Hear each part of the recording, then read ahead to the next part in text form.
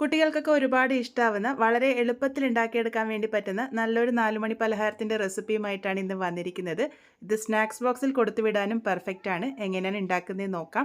ഇതിനായിട്ട് ആദ്യം തന്നെ ഒരു പാനിലേക്ക് ഏകദേശം 2 ടീസ്പൂണോളം എണ്ണ ഒഴിച്ചു കൊടുത്തിട്ടുണ്ട്. ഞാനിവിടെ റിഫൈൻഡ് ഓയിലാണ് ഒഴിച്ചു കൊടുത്തിരിക്കുന്നത്. നിങ്ങൾക്ക് ഇതിന് പകരം ബട്ടർ വേണമെങ്കിൽ ഉപയോഗിക്കാവുന്നതാണ്. ഇതിലേക്ക് 1 ടേബിൾ സ്പൂണോളം ചെറുതായിട്ട് ചോപ്പ് ചെയ്തിരിക്കുന്ന വെളുത്തുള്ളി ചേർത്ത് കൊടുക്കാം. ഈ ഒരു വെളുത്തുള്ളി ഹൈ ഫ്ലെയിമിൽ തന്നെ ഒന്ന് നന്നായിട്ട് സോട്ട് ചെയ്തെടുക്കാം. ഹൈ ഫ്ലെയിമിലാണ് ഈ ഒരു സോട്ടിംഗ് ഒക്കെ ചെയ്തെടുത്തിരിക്കുന്നത്. അപ്പോൾ ഇതാ വെളുത്തുള്ളിയുടെ കളറൊക്കെ അത്യാവശ്യം നന്നായിട്ട് തന്നെ മാറി വന്നിട്ടുണ്ട്. ഇനി ഇതിലേക്ക് ഒരു ചെറിയ സവാളയുടെ പകുതിയാണ് ചേർത്ത് കൊടുത്തിരിക്കുന്നത്. അത് നന്നായിട്ട് തന്നെ ഒന്ന് വഴറ്റിയെടുക്കാം. ഹൈ ഫ്ലെയിമിൽ വെച്ചിട്ടാണ് വഴറ്റിയെടുക്കുന്നത്. വളരെ ചുരുങ്ങിയ സമയം കൊണ്ട് തന്നെ ഇത് വഴണ്ടി കിട്ടിക്കോളും.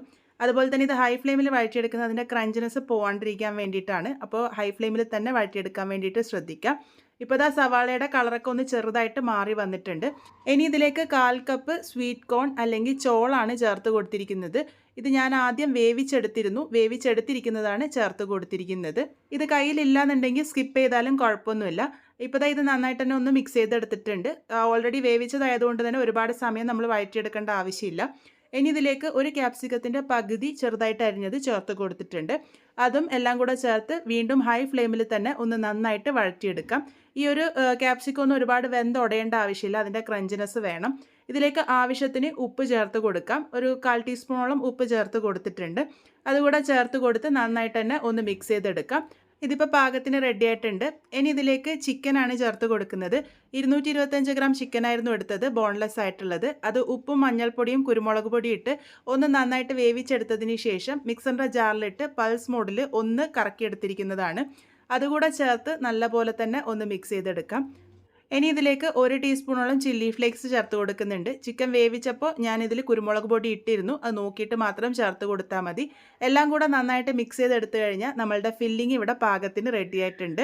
ഇതിൻ്റെ ചൂട് ആറാൻ വേണ്ടിയിട്ട് മാറ്റി വയ്ക്കാം. ചൂട് ആറി വന്നതിന് ശേഷം ഇതിലേക്ക് കുറച്ച് മല്ലിയില ചെറുതായിട്ട് അരിഞ്ഞത് ചേർത്ത് കൊടുത്തിട്ടുണ്ട്. ഇനി ഇതിലേക്ക് 4 ടേബിൾ സ്പൂൺ മയണൈസാണ് ചേർത്ത് കൊടുക്കുന്നത്. മയണൈസ് കയ്യിലില്ലാന്നുണ്ടെങ്കിൽ സ്കിപ്പ് ചെയ്താൽ കുഴപ്പമില്ല. ഇതിലേക്ക് 1 ടേബിൾ സ്പൂൺ ടൊമാറ്റോ സോസ് ചേർത്തിട്ടുണ്ട്. കൂടെ തന്നെ 2 ടേബിൾ സ്പൂൺ ഷേസ്വാൻ സോസ് ചേർത്ത് കൊടുത്തിട്ടുണ്ട്. ഷേസ്വാൻ സോസിന് പകരം നിങ്ങൾക്ക് ചില്ലി ഗാർലിക് സോസോ അല്ലാന്നുണ്ടെങ്കിൽ റെഡ് ചില്ലി സോസോ ചേർത്ത് കൊടുക്കാവുന്നതാണ്. ഇനി ഇതൊന്നും കയ്യിലില്ലെങ്കിൽ കുഴപ്പമില്ല. നമുക്ക് സാധാരണ ഒരു ടൊമാറ്റോ സോസ് മാത്രം ചേർത്തിട്ട് ഒന്ന് മിക്സ് ചെയ്തെടുത്താലും മതിയാകും. മയണൈസൊക്കെ ഉണ്ടെങ്കിൽ ടേസ്റ്റ് ഒന്നും കൂടെ കൂടും. എല്ലാം കൂടെ നന്നായിട്ട് തന്നെ ഒന്ന് മിക്സ് ചെയ്തെടുക്കാം. ഇതിപ്പോൾ പാകത്തിന് റെഡി ആയിട്ടുണ്ട്. ഈ ഒരു രീതിക്കാണ് നമ്മളുടെ ഫില്ലിങ് വേണ്ടത്. നല്ല ക്രീമി ആയിട്ടുള്ള ടേസ്റ്റി ആയിട്ടുള്ള ഒരു ഫില്ലിംഗ് ആണ്. ഇതിപ്പോൾ ചിക്കൻ ഉപയോഗിച്ചാണ് ഉണ്ടാക്കിയിരിക്കുന്നത്. നിങ്ങൾക്ക് വെജിറ്റബിൾസ് മാത്രം ഇട്ടിട്ടും തയ്യാറാക്കി എടുക്കാവുന്നതാണ്. ഇനി നമ്മൾക്കിവിടെ ആവശ്യമായിട്ടുള്ളത് ബ്രെഡ് സ്ലൈസസ് ആണ്. ഞാനിവിടെ കുറച്ച് ബ്രെഡ് സ്ലൈസസ് എടുത്തിട്ടുണ്ട്. അപ്പോൾ ഒരു ബ്രെഡ് സ്ലൈസ് എടുത്ത് അതിൻ്റെ മുകളിലേക്ക് ഈ ഒരു ഫില്ലിംഗ് അത്യാവശ്യം നന്നായിട്ട് തന്നെ സ്പ്രെഡ് ചെയ്ത് കൊടുക്കാം.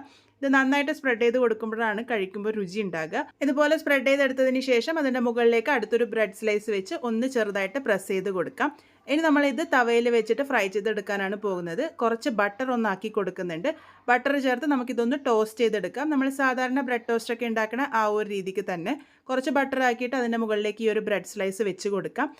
ഒരു മീഡിയം ഫ്ലെയിമിൽ വെച്ചിട്ട് തയ്യാറാക്കി എടുത്താൽ മതി. ഒരുപാട് ഹൈ ഫ്ലെയിമിലാകുമ്പോൾ പെട്ടെന്ന് കളറൊക്കെ മാറും. ഒരു ഭാഗം നന്നായിട്ടൊന്ന് ആയി വരുമ്പോൾ നമുക്കിത് മറിച്ചിട്ട് കൊടുക്കാം. മറിച്ചിട്ട് കൊടുക്കുമ്പോൾ ഞാൻ ആ ഒരു ഭാഗത്തും ഒന്ന് ബട്ടറായി കിട്ടാൻ വേണ്ടിയിട്ട് ഇതുപോലെ ഒന്ന് ബട്ടർ സ്പ്രെഡ് ചെയ്ത് കൊടുക്കുന്നുണ്ട്. അതിനുശേഷം നമുക്കിത് മറിച്ചിട്ട് കൊടുക്കാം.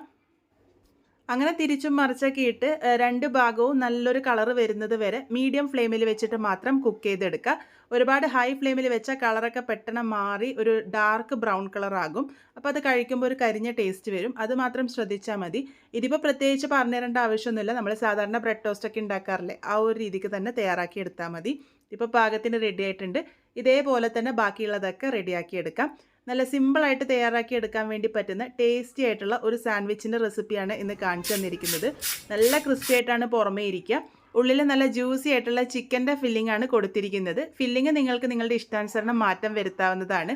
എന്തായാലും ട്രൈ ചെയ്ത് നോക്കൂ. വളരെ സിമ്പിളായിട്ട് തയ്യാറാക്കി എടുക്കാൻ വേണ്ടി പറ്റുന്നതാണ്. കുട്ടികളുടെ സ്നാക്സ് ബോക്സിൽ കൊടുത്തുവിടാനും ഒക്കെ പെർഫെക്റ്റ് ആണ്.